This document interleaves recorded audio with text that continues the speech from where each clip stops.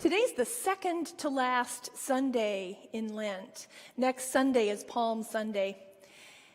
And we're taking a look at Jesus in the Gospel of John.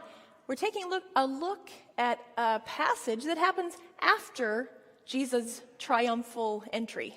So we're going out of order. We're listening to something, witnessing an encounter after Jesus has just entered Jerusalem. In our passage today, Jesus is getting a visit from some very far away neighbors, Greeks who have come to Jerusalem. They want to see Jesus like everyone else, but do they get to? We never really find out in the story. We're going to hear in this passage some words that Jesus doesn't say anywhere else in the Gospels except for the Gospel of John. And that is this thought about grains of wheat dying, falling into the earth, opening up, sending down roots, and bearing fruit. John 12, 20 to 33. Some Greeks were among those who had come up to worship at the festival. They came to Philip, who was from Bethsaida in Galilee, and made a request. "Sir, we want to see Jesus." Philip told Andrew, and Andrew and Philip told Jesus, and Jesus replied, "The time has come for the human one to be glorified. I assure you that unless a grain of wheat falls into the earth and dies, it can only be a single seed. But if it dies, it bears much fruit. Those who love their lives will lose them, and those who hate their lives in this world will keep them forever. Whoever serves me must follow me. Wherever I am, there my servant will also be. My Father honors whoever serves me." Now this is where the passage gets very interesting. "Now I am deeply troubled. What should I say? Should I say, 'Father, save me from this time'? No, for this is the reason I have come." Then a voice came from heaven. "I have glorified your name, and I will glorify it again." And the crowd standing there with Jesus heard and said, "It's thunder." Others said, "An angel spoke to him." But Jesus replied, "This voice wasn't for my benefit, but for yours.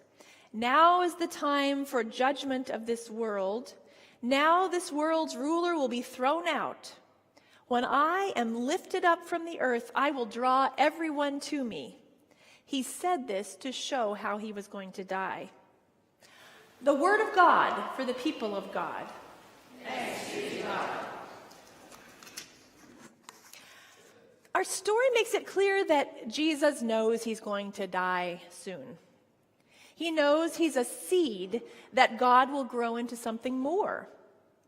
He knows he's a seed that God will grow into something wonderful that will be lifted up for everyone to see.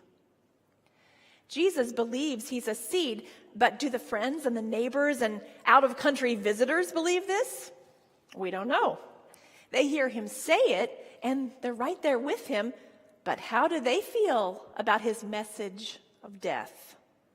What do they think about it?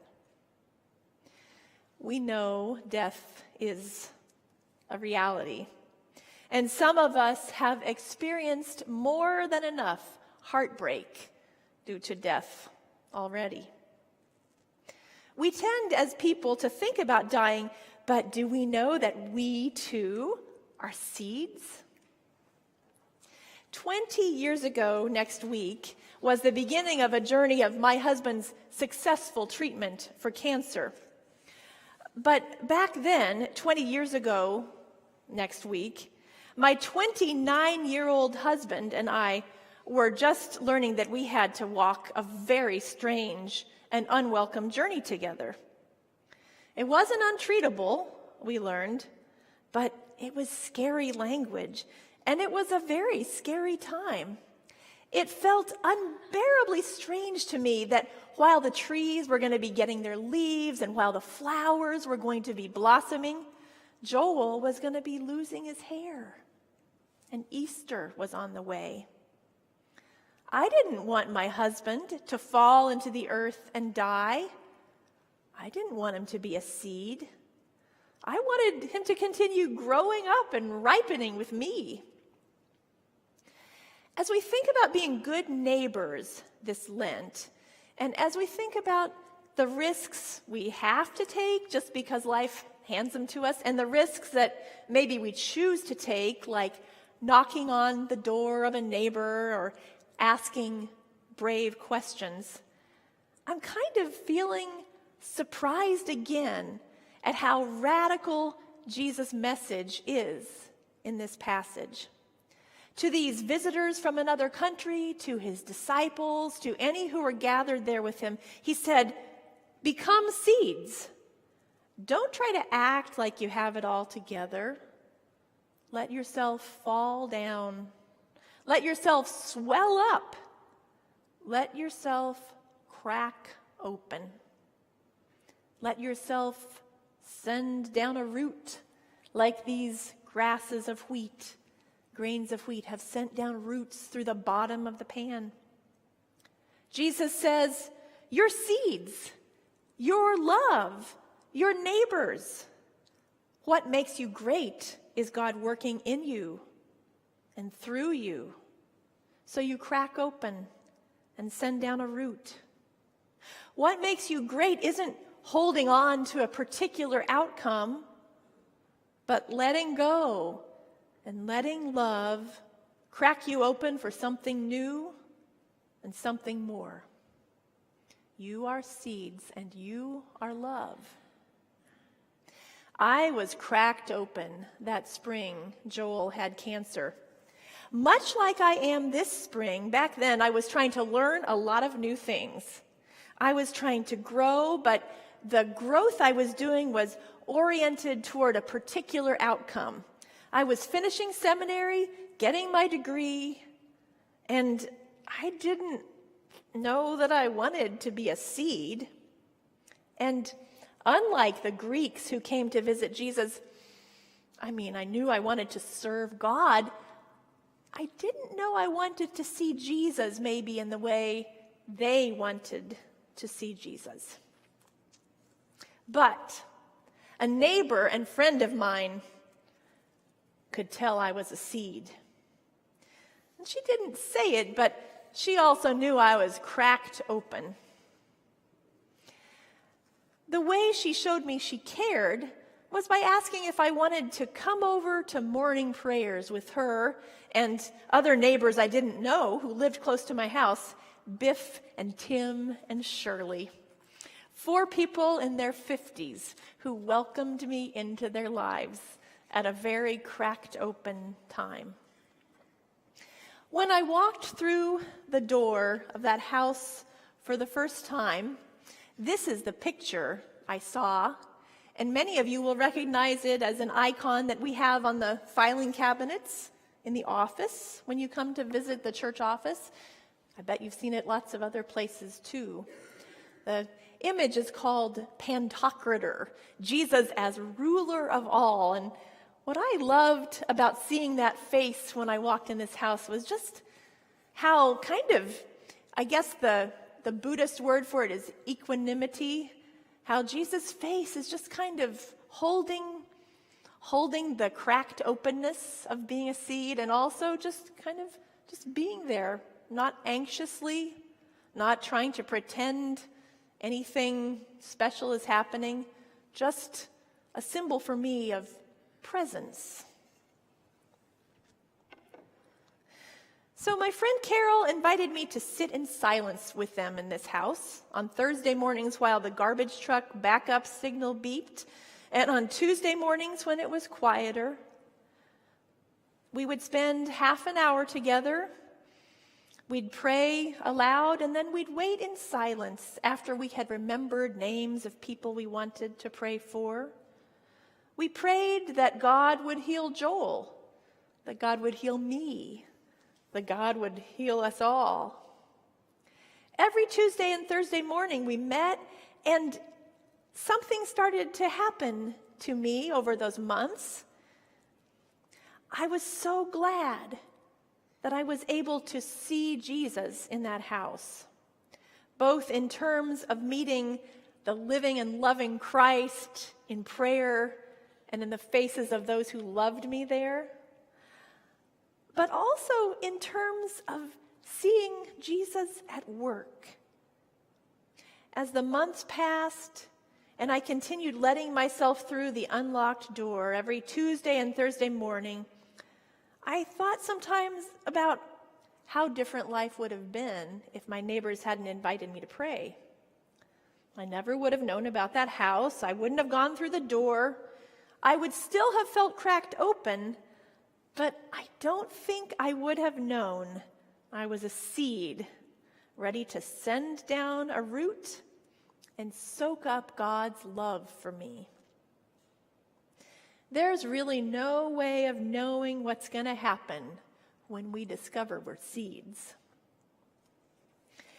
Randy pointed me to a chapter of the book some of you are reading on Wednesday nights, or you already have read it. Some of you are reading it independently. Some of you may be studying it in Sunday school in your small groups. It's a good companion for our Lenten neighboring studies. What we're looking at in terms of neighboring this morning is the message of this seed dying, opening up, sending down roots, soaking up moisture. This idea of being formed in Christ, our spiritual formation, that's at the heart of church. And even though we don't, in neighboring, call it by its Christian terms, and we don't even do neighboring for specifically Christian reasons, we do it because it's how we are. It's a response to God's generous love toward us. And we do it with no expectation of a particular outcome. We just do it to be more connected and to see what's going to happen from it. But that process of being formed as neighbors with one another wherever we live and here in our congregation is spiritual formation. What I wanted to mention about the book are a couple really great quotes that I liked from chapter 7. When we love God and we love other people, deep spiritual things transpire. Life gets messy, but Jesus brings hope. So, reaching out to those who live in the 8 doors around us, or who are 8 people sitting around us, you'll recall the block map here that's in your pew pads and that maybe you've taken home with you. It's in this book. As we reach out around us, we can keep that in mind.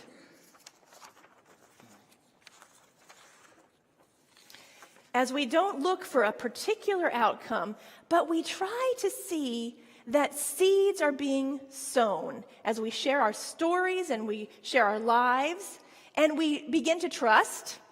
You are already trusting, I know, I see it all the time, that there are other seeds around us dying, cracking open, and springing up from the dark soil. So what draws us together as we're formed as neighbors might be the same kind of thing that drew those neighbors from Greece to Jerusalem. That chance to discover that we are the seeds, so to speak, that we've been waiting for. Waiting to crack open to new and abundant life together. You'll see the Mexican proverb on the cover of your bulletin. And so often this expression is used to describe people who have suffered death or very, very harsh consequences as the result of speaking out, of using their voices, of living lives of integrity, or perhaps even just being the victims of oppressive systems. But I also think it's just true of life in general that there are things that bury us. There are things that crack us open. A health problem, financial problems, relationship problems. The list is so long. There are things that crack us open. And sometimes, by the grace of God and in community with others, we have that gift of seeing that we're seeds and that we're taking root and that something is going to come of that state of being cracked open. So for our neighboring questions today, we're going to look at two questions. What is a tough time that you bounced back from? When did you feel buried, cracked open? What happened? How did you spring up again? And if you want to, what's a tough time West Heights has bounced back from? So I invite you, our tradition has been to find some neighbors and just talk about these questions, and I'll give us 3 minutes.